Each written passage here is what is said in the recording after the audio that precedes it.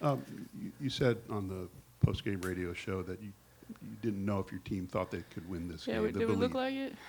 Well, yeah, but where did that come from you about what you've been watching with your team coming into this game? Yeah, I think I don't think we had a very intentional practice yesterday, and I think that how we started the game is kind of how we started practice yesterday. It picked up yesterday in practice, but I think I told them the same thing. Like we're never going to be good enough just to coast, right? Like we've got to be able to be intentional, and the energy always has to be high, and effort always has to be great. And I thought today, at the start of the game, it was just like a lot of like deer in the headlights, stonewall face, and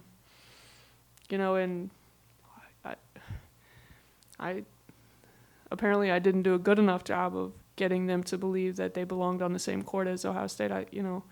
When I watched them on tape, I thought we could compete with them just the way we competed with Illinois.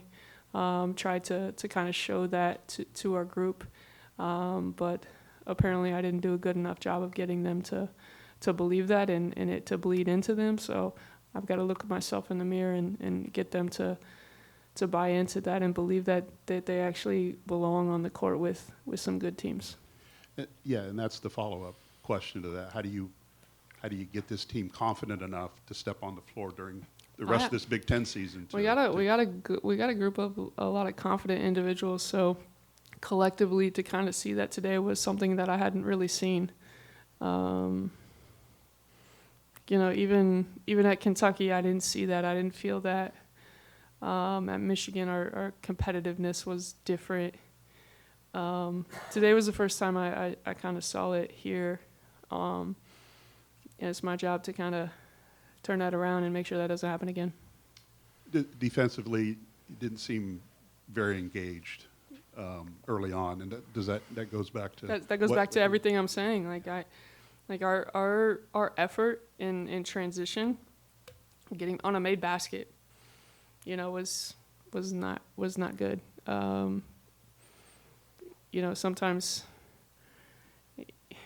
I don't know. I did a lot of drills the last couple of days, like talking about defensive transition and how quick the ball was going to come out, even on made baskets, and we did not do a good enough job, or at all. I think, like you said, our intensity, like our intentionality, our intensity on the defensive end wasn't good. And then you give a team like that life, and they smell blood, and their press turns from what's just it's not as good as a typical Ohio State press, right? It's still good, and they turn you over, but they start smelling blood out there. It kind of turns them up a little bit more, and now you're playing uphill the entire game. And we talked about that last game. We're never going to be a team that's good enough to do that. You're going point guard by committee at times and all that, and how can this be sustainable now with the point guard situation? Yeah, I love the ball in Mad's hands, right? She's never going to be someone that's going to break you down and be a playmaker like that, but she can get us into offenses. I think today, because of Ohio State's press and the ball kicking up the court, trying to be intentional about getting into the paint and spray out threes. The ball wasn't never really in Mad's hands to like get us into an offense. When it was, I thought we did a good job, but we got to get Kiki healthy so she can get some reps out there, and we can give Madison some breaks. Coach, it's still very early on in the Big Ten slate the rest of the season. Yeah. Are there any positives, learning lessons that this team can take going into the rest of the conference slate from the loss to Illinois and now today the loss to Ohio State?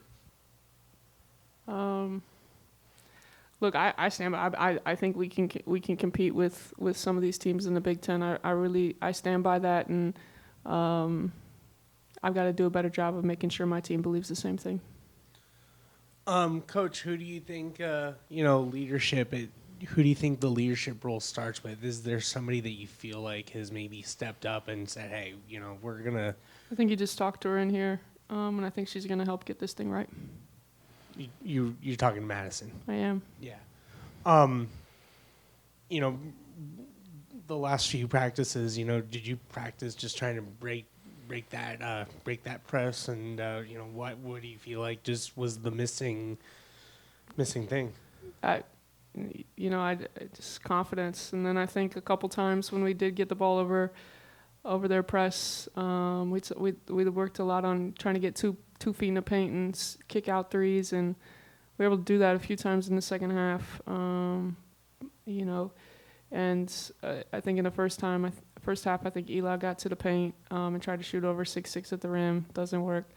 Could have spray out threes. Tara did the same. Kiki did the same. Nia did the same. When you break a press and you want to get to the paint, and if you don't have the first one, I'll get another paint touch and just kind of keep it moving. And we didn't do a good enough job of that. How difficult was it to just have Sage go down in the fashion of that? And was that kind of, how did that hit your team? Yeah, that she's a tough kid. And to kind of be out there, and I don't know if she broke my finger squeezing them out there, but she's in a lot of pain, and we'll trust the medical staff here to kind of figure out what it is and how we move forward from there. As far as Kiki, it's just she's still battling the flu-like symptoms, right? Which is maybe a symptom of why she didn't shoot too great today. Or do you feel like she hasn't even been able to practice. So just walking through stuff. So hopefully we can get her a day where she doesn't do anything tomorrow. Tomorrow get some fluids, get some liquid in her, start to. It's not even that she has the flu, right? We hadn't played for, since Jackson State, and so now when you're a shooter and you find rhythm in your legs, so we've got to find a way to help her fight through this, because we need Kiki on the floor scoring the ball for us. Guess if there is a silver lining to find one, the activity of Kendall Purrier, did you at least like her activity? What she brought off the bench, 6 points, 6 rebounds. I thought KP really competed. I thought Avery was really good and competed. It's about as pissed off as I've seen Avery. So if we can kind of bottle that up and take that on. I thought Nia really competed. I thought Mads really competed. Coach, you cut down on fouls. What do you think attributed to We that? didn't foul as many times as they did. 26-13, I think is what Yeah, we were never in a position to foul. They were just driving it right down our throat and kicking it out for threes. Plus 13 in turnovers, minus 12 in second chance points, minus 11 in assists, and 18% from three. Which one of those stands out to you as the one that you need to correct immediately? I think we've done a really good job of taking care of the basketball lately. I think our number is 14, 15. I think that's probably a number that's probably going to be true for us all year. And the 26 obviously is a very high number.